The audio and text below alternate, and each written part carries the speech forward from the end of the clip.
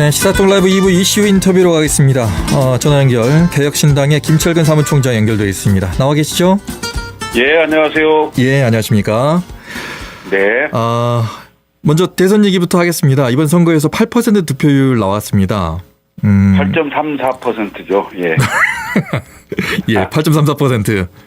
예. 그렇게 강조하시는 이유는 그 득표율에 만족하신다는 건가요? 아니면은 좀 서운하시다는 건가요? 좀 아쉽죠. 네. 저희는 그 최소 두 자리 숫자 정도는 기대를 했고요. 또 네. 실제로 그 가능성이 있었다고 보여졌는데, 선거 막판에 그 양 진영으로 결집하는 상황이 좀 생기면서 저희가 예상했던 것보다는 조금 덜 했는데요. 나중에 그 지지하는 분들이 그 총선 때 비해서 한 3배 정도 늘었고요. 그다음에 특히 이제 지지 세력이라고 하신 분들이 대부분 젊은 20, 30대 분들이 많이 지지를 해 주셔서 미래에 대한 희망의 씨앗은 좀 뿌렸다, 이렇게 평가를 하고 있습니다. 예. 네, 20, 30대의 반응은 있었다라고 보시는 거고요. 예, 예. 선거 비용 보존받지 못한다, 이런 뉴스가 많이 나왔거든요. 보존은 이제 10%의 득표하고 15% 사이에는 그 선거 비용을 50% 보존 받고요. 15% 네. 이상을 득표를 하면은 100% 다 보존을 받는데, 네. 저희는 이제 8.34%를 받았기 때문에 선거 비용 보존은 이제 전혀 받지를 못했습니다. 네네. 그렇지만 저희가 이제 선거 운동을 할 때 혹시 보존을 못 받을 수도 있다고 판단을 하고 거기에 기반을 해서 그 비용 선거운동을 했기 때문에 네. 실제 선거운동 비용이 많이 들지는 않았어요.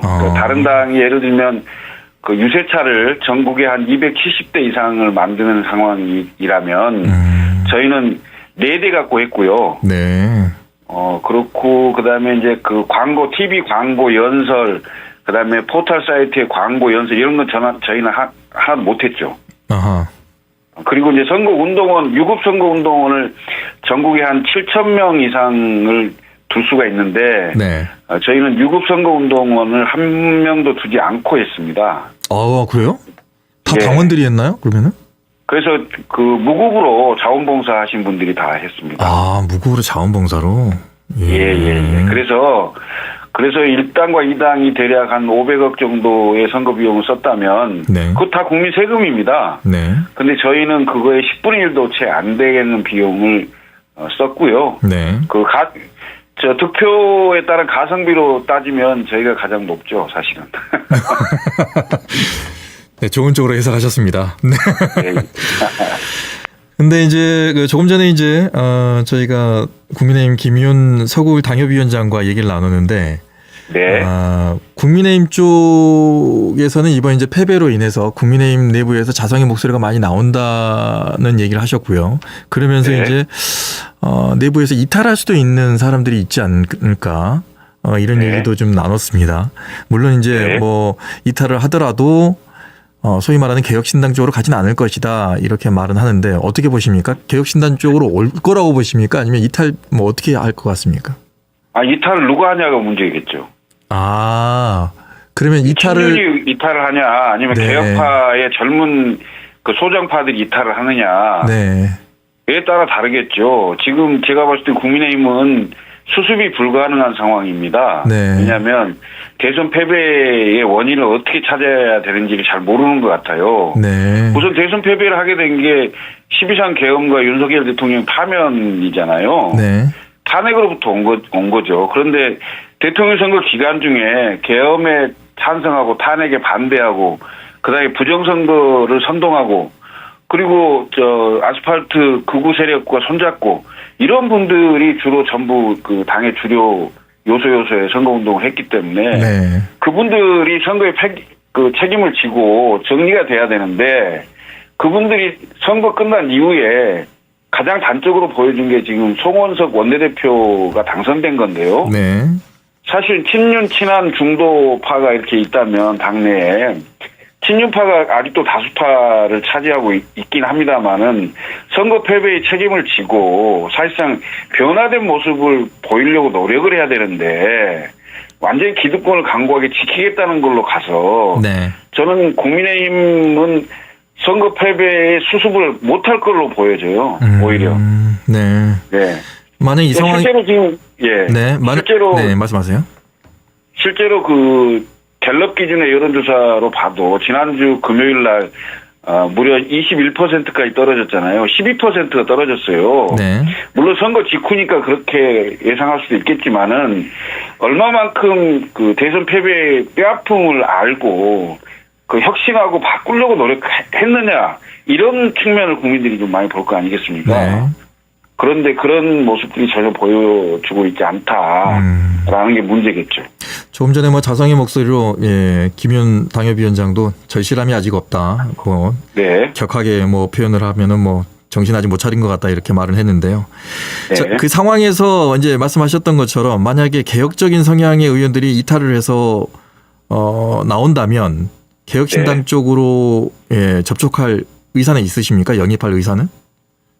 아니 예를 들면 김재섭, 김용태 이런 분들이 저는 우선은 당내에서 네. 전당대회나 이런 게 있으면 나가서 본인들의 소신을 얘기하고 보수가 바뀌어야 되고 어떻게 바뀌어야 된다는 것을 그 미래를 밝히고 뭐 얘기를 해야 된다고 저는 보거든요. 그 내부 싸움을 해야 된다고 보는데 네. 과연 그런 걸 할 수 있겠느냐라는 게 의문이고요. 네. 또 실제로 지금 그 국민의힘 내부의 흐름이 그렇게 가기가 쉽지가 않아요. 않아 보여요. 그래서 제가 보기에는 완전히 그냥 다 같이 수몰되는 상황이 생길 수도 있어요. 네. 누구도 이탈 못하고.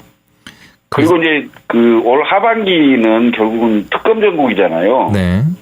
특검이 내란 특검, 김건희 특검, 최수영 상병 특검 이렇게 특검이 3개가 돌아갈 건데 이 핵심은 전부 윤석열 대통령 부부를 향하고 있고요. 네. 거기에 이제 국무위원이라든지 그 장관을 했던 분들 그리고 또 이제 그 국민의힘의 당시 여당 지도부였던 분들 이런 분들이 다수 그 수사를 받을 가능성이 있어요. 네. 그리고 실제로 위원정당 그 심판 청구가 최종적으로 결론이 안 될 수도 있겠지만 그게 청구될 가능성도 있어요. 과거에 진보 통진당이 이석기 의원의 그 내란 혐의 때문에 당이 해산됐잖아요. 네. 근데 그 당에 소속된 대통령이 사실상 계엄을 하고 내란을 일으킨 거잖아요. 그게 네. 확정이 되면 통진당 사태보다 훨씬 더 심한 상황이거든요.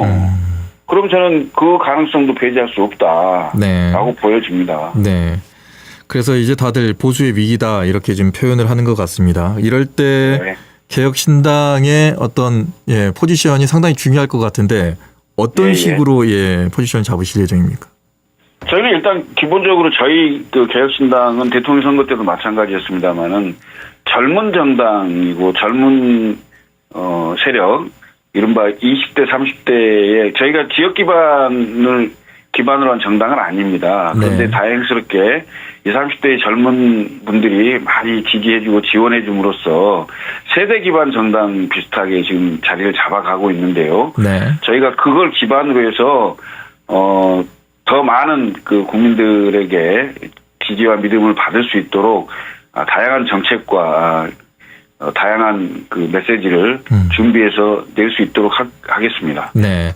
일부에서 국민의힘 김윤석을 당협위원장은 이렇게 얘기를 했습니다. 이번 선거에서 이준석 대표가 개혁신당에 상당한 존재감을 가지고 있는데 네. 이번 선거를 치르면서 그 존재감에 상당히 큰 상처를 받았고 본인이 하는 네. 이미지 정치에도 큰 데미지가 있었다. 그렇기 때문에 네. 이전과는 다른 영향력 아주 많이 줄어들 거다.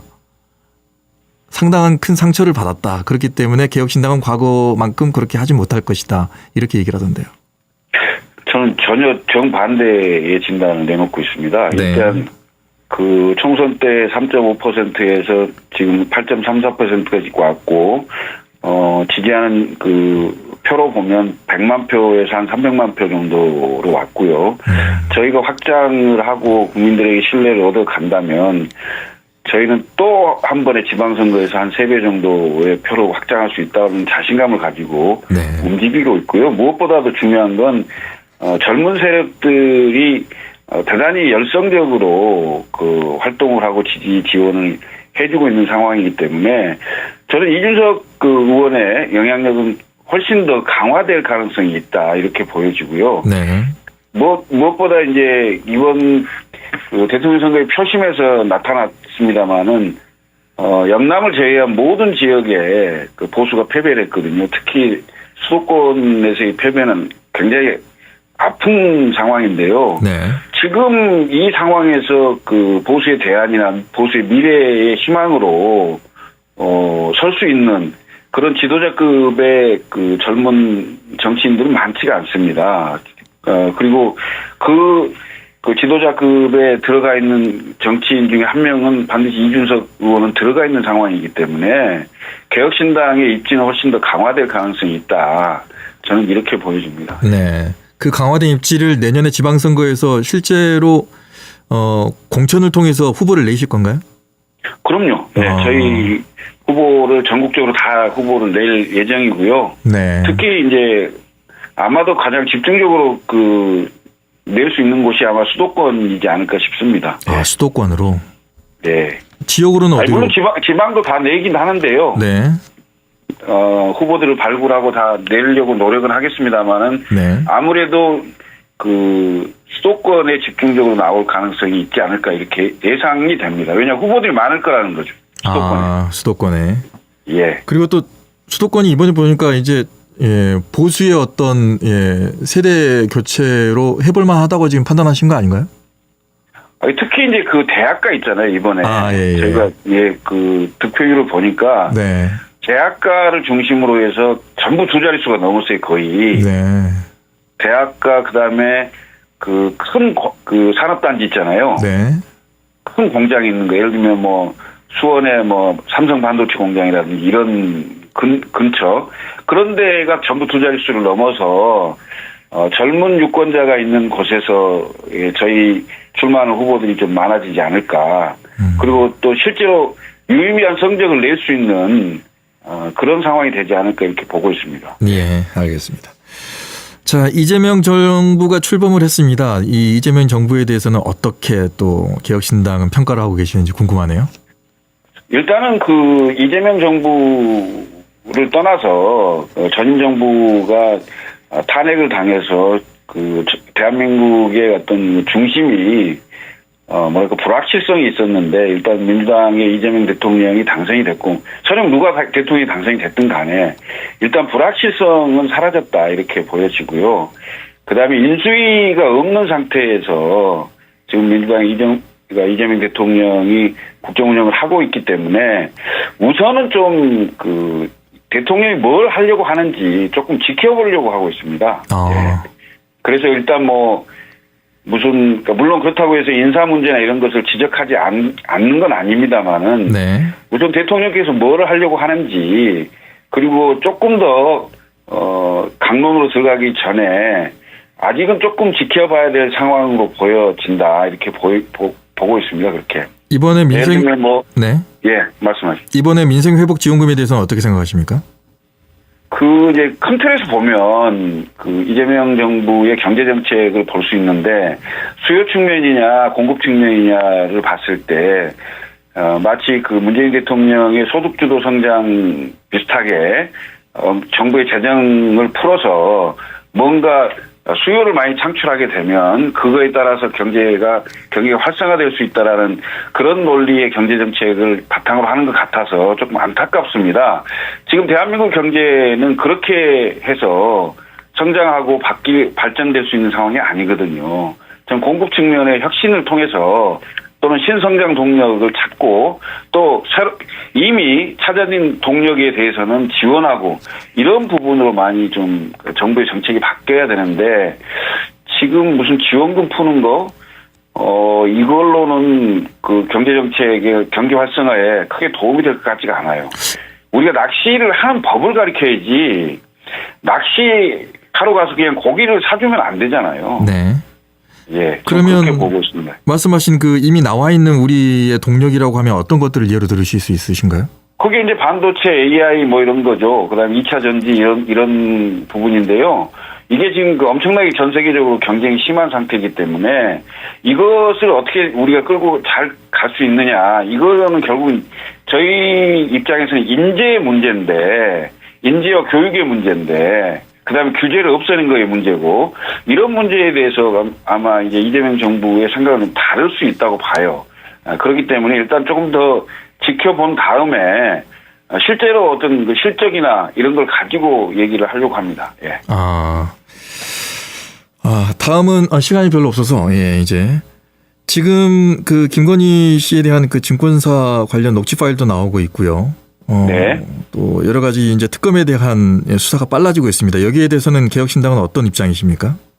올 하반기는 특검 정국으로 저희들은 보고 있습니다. 네. 그리고 국민적 의혹이 있는 부분이기 때문에 명명백백하게 전부 밝혀져야 된다고 보여지고요. 특히 윤석열 대통령 부부에 집중될 겁니다. 아마 특검이. 그래서 국민적 의혹이 해소될 수 있는 수준으로 수사는 철저하게 돼야 된다. 네. 이렇게 보고 있습니다. 네. 예. 민주당이 어제 이제 뭐 장경태 의원 인터뷰하면서도 얘기했습니다만은 검찰 개혁안을 발의를 했습니다. 여기에 대해서는 어떻게 보세요? 네.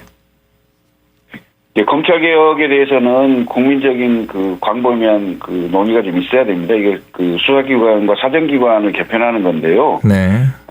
이른바 민주당의 입맛대로 뚝딱뚝딱 해서 될 일은 아니거든요. 네. 우리가 지금 법 체계가 큰 틀에서 보면 영미법은 판례법이고 우리와 독일과 일본은 대륙법 체제를 갖고 있습니다. 그래서 대륙법 체제의 핵심은 검사의 수사, 그러니까 기소독점주의 체제인데 이 부분을 견제와 균형을 어떻게 잘 맞추면서 수사권을 중립적으로 할 수 있느냐 이 문제에 대해서는 굉장히 많은 심도 있는 논의가 있어야 된다고 보여져요. 그게 민주당이 의석수 가지고 그냥 밀어붙이고 마치 그렇게 하게 되면 검찰이 본인들을 탄압했다라는 프레임으로 검찰한테 보복하는 게 되는 거거든요. 그건 국민들을 위해서 좀 고민해봐야 됩니다. 이렇게 생각합니다. 이른바 거악을 척결하는 그 수사기관을 지금 검찰보다 더 잘 할 수 있는 기관이 어디 있겠는지도 고민해봐야죠. 거악 척결을 어떻게 할 거냐 이겁니다. 근데 그 부분에 대해서 집중되어 있는 권력을 중수청이나 공소청 그리고 그 위에 관리할 수 있는 위원회를 만들어서 서로 견제와 균형을 하겠다고 하는데 거기에 대해서는 동의하세요? 그게 마치 중국의 공안위원회 만든 거하고 비슷한 거거든요. 그건 조금 더 그것만 이 논의만 가지고도 뭐 몇 시간을 토론했습니다. 사실은. 네. 저희는 좀 성급하다 이런 생각이 많이 들어요. 네. 알겠습니다. 개혁신당의 또 의견을 여러 가지를 좀 들어봤는데요. 끝으로 짧게 마무리하신다면 하실 말씀 있으시면 마무리하시죠. 예, 저도 개혁신당의 사무총장을 맡고 있고 호남 출신입니다. 네. 호남의 전남 고흥 출신인데요. 개혁신당도 우리 호남에 대한 애정과 관심을 대단히 많이 갖고 있습니다. 그리고 꼭 선출직 공직자를 배출할 수 있도록 그렇게 열심히 노력하겠습니다. 개혁신당 잘 좀 지켜봐 주시면 감사하겠습니다. 예, 알겠습니다. 여기까지 듣겠습니다. 말씀 고맙습니다. 예, 감사합니다. 지금까지 개혁신당 김철근 사무총장과 얘기 나눴습니다. 언제 어디서나 내 손 안의 뉴스. 강주 MBC 뉴스 유튜브 구독으로 함께하세요.